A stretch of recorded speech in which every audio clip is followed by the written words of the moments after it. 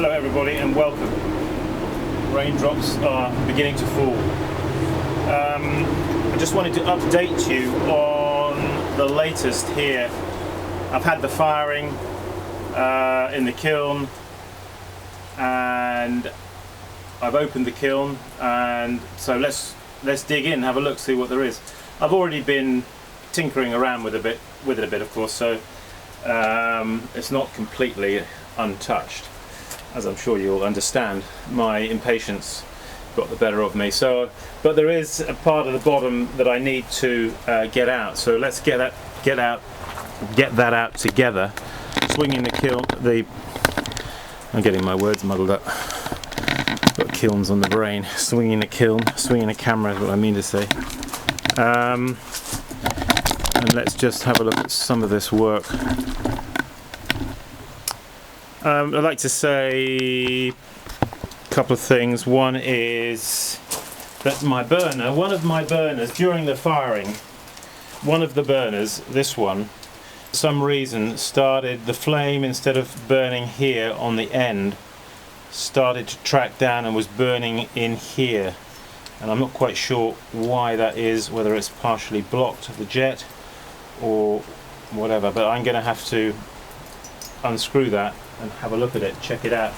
So that was not working 100%. The other thing that was problematic slightly was trying to read the cones, because let me just get the cones out for you to have a look. As I told you, I didn't have a cone 10, so I had a cone 8 and a cone 9. But when it actually came to checking through the spy hole, now there's a bung hole down there. You can hardly see it because it's so small. It's like this. It's this size, so it's that big at the end. And quite honestly, I'm not used to looking through such a small hole, so I found it really difficult to see the cones. All I could see was that they were bent over, and the bottom of the kiln, looking in through the burner ports, seemed incredibly hot. And so I decided, plus the fact that one of my gas bottles, through bad planning on my behalf, was running out. In fact, it just about ran out at the end of the firing. But you know what I was able to do? Like, you know, flying an aeroplane, you know, a two-engined aeroplane will fly on one engine, won't it? So I've discovered that this kiln will actually fire on one burner, because I was simply able just to increase the other burner, and I continued the reduction. So there's plenty enough power there. I think probably having two burners gives a more even distribution of heat rather than just in one coming from one burner. But that's interesting to know. And also, somebody did ask me, were the burners on full blast? And by no means were they on full blast. They were. I could have turned them up a lot more. The trouble is, I would have had so much flames coming out of the chimney and reducing and everything. But anyway, I'll just show you the cones. So yeah, what I'm going to have to do, of course, is I'm going to have to make that spy hole a little bit bigger. You can see the two cones here. This one here is a cone 8, and the top one is a cone 9. You can see that cone 9 is over, but it's just you know, like that. It's not as I wanted it to be, snaking and running away like a river, you know, and all that. It wasn't the case. But nevertheless, despite, I'm actually very pleased with the firing. Some of the chinos, like I did some chinos here. You see, this is a chino, but it's some of them are a little bit matte, a little bit like they haven't quite got up to the temperature that I want to.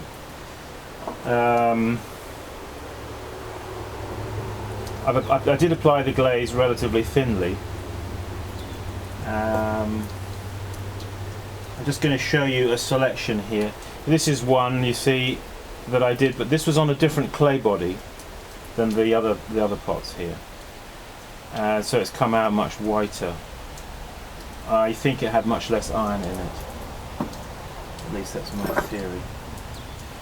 These little tea bowls, they came out reasonably well. Are you seeing those okay there? Do we need to make an adjustment to the... Yeah. So what I'm going to do is just some of these things that I've got here. I'm just going to put them on the steps up here, like we did before. Let me show you. Here's some more. This is. You see, it came out quite nice. I think sort of pink, a bit of white. That's that one. This one, by contrast, is hotter. You can see the difference. It's more shiny. The glaze is well reduced. I got the reduction okay, I think.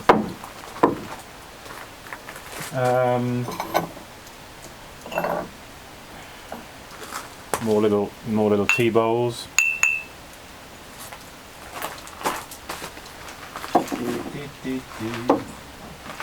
Yeah, I'm pretty pleased, really. Here's a little bottle there. Quite nice. What else? This guy. Now this I purposely just let it run down a bit to see what would happen. You see what's happened? It's gone a whitey where the runs. There's that one. Or this one.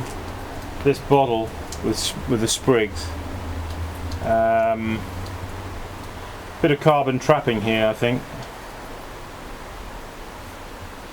I'll have to grind these off a bit, won't I?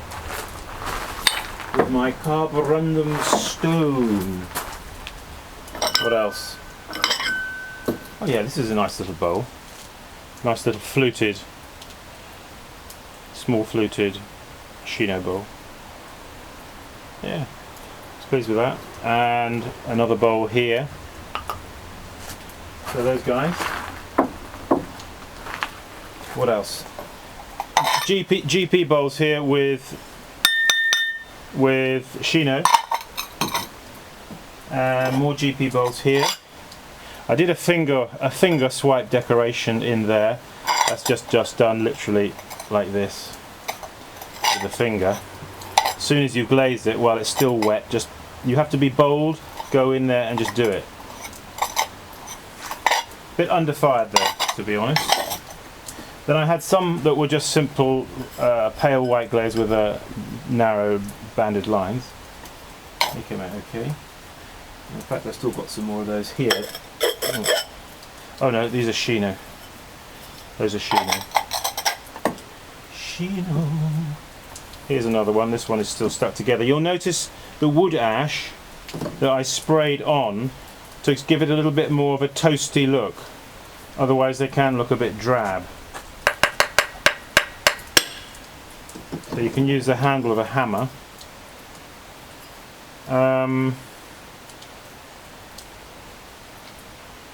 Different decorations there. A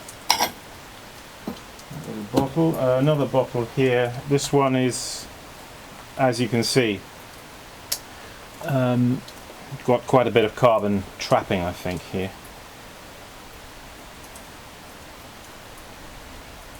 Okay, interesting. It's all a learning curve, isn't it? This is the thing. And this is a jug, you see, which got carbon trapped here. You can see the different thicknesses here, because I seem to remember, did I pour this one like this and then I poured it all the way around? So you always get slightly uneven coating with an iron oxide decoration there on the rim and on the handle. This is a nice little jug, I thought. It came out quite nicely. Now this is the one that I cleaned off here, so I've got a nice sharp edge there. I'm hoping this one's going to pour better than... somebody commented, I forgot to wet the rim of the other one, but it doesn't actually matter. You can just... The important thing is though you get a sharp cut off there, and don't have it, this edge here, too curling over. Keep it fairly vertical there, where that pulled lip is. So what I've got to do now is, well, I've got here, I already took these out before, basically just GP bowls, lots and lots of GP bowls. Let's get them out here. Whoops.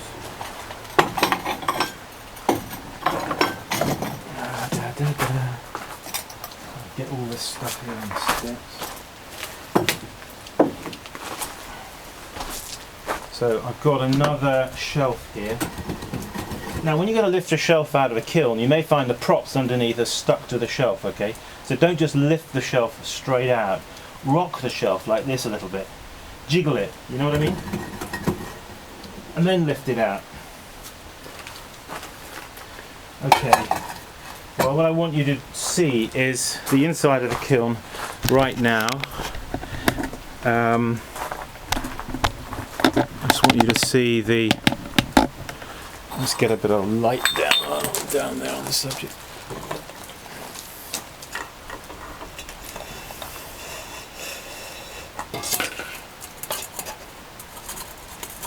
Trying to arrange that lamp there.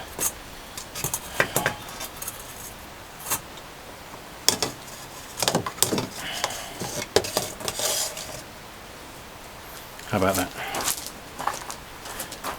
So you can see down into the bottom of the kiln there. Now there's some things down there that I already took out. Actually some quite nice things here. I want to show you these. Little tea bowl there. Quite nice. Bottle vase. And this is another I don't know what to call it, a bowl, a squared off bowl with a paddled design on the outside with the crisscross patterns. Quite nice. All of this is very slightly underfired, is my guess. This is one of the nicest pieces that came out of the kiln.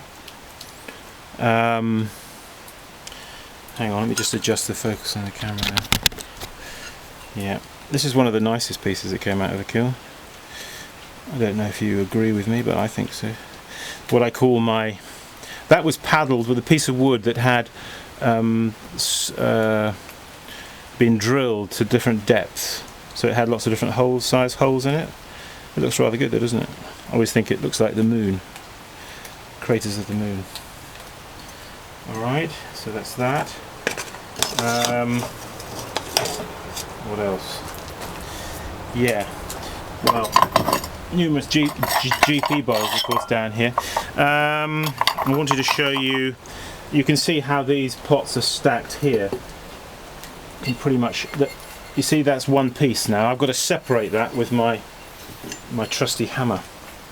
So you just have to, whoop, don't let him go.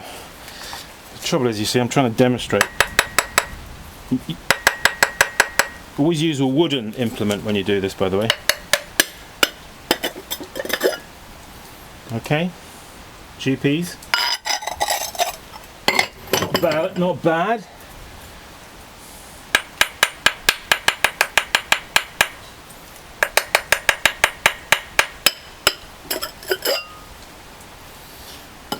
This one's got a different decoration, as you can see.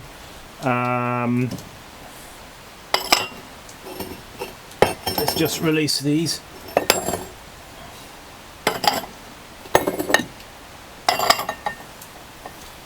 Oh, that's interesting. Yeah.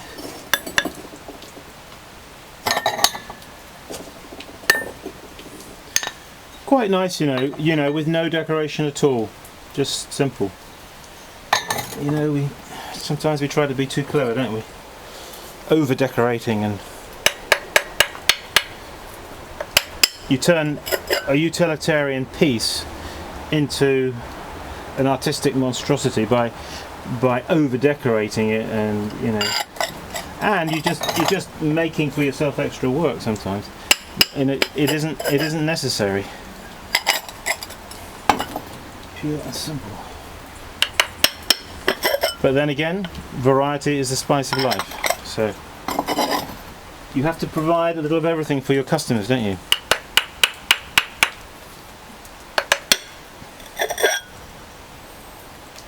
Not too bad. I would say that the blue is a little bit too dark, which means that my application, the strength of the cobalt as I was brushing it on was a little bit too dense. It should have been just slightly more watered down. It's given rather a so there again, you see, people will say, "Oh, I like that." You know, nothing wrong with that. Ha. So let me just get these pots out of here. The GP bowls. I don't think we've had 1 second. GP bowls. That's good. Good indeed. Good indeed. There's a little rather matte, a little bit underfired Shino example.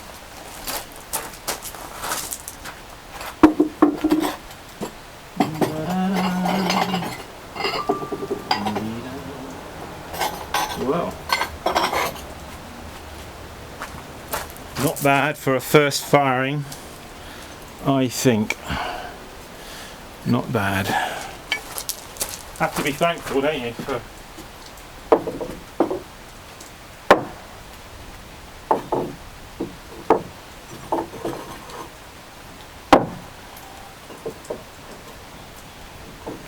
Yes.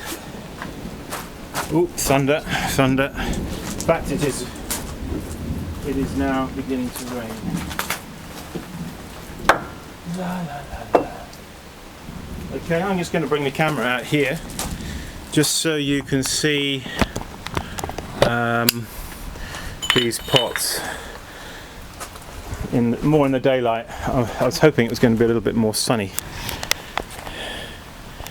There you can see the GP bowls.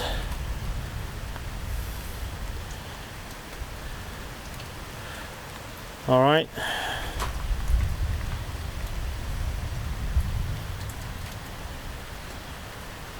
Some bottles, jug, the moon bowl, different shapes.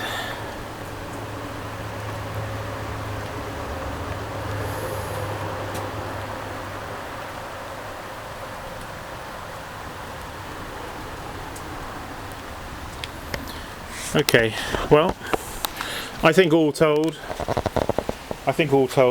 not a bad firing.